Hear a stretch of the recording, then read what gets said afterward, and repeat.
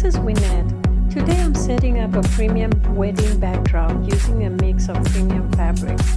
I have already added the first layer of white drape and flower wall and the second layer of white drape due to save us time. Next, you want to measure the width of each drape to ensure consistency of swags before raising the drapes to the height you desire. Next, you want to tidy up the bottom of the drapes of the first layer or any of the drapes that you will not be swagging, just to create that finished look. And next you want to start arranging your swags to suit the design, to make it easier, so to arrange your swags to suit the design that you will be working towards. As you start swagging, it is important to ensure the swags are nice and even, so step back to review your work as you need to.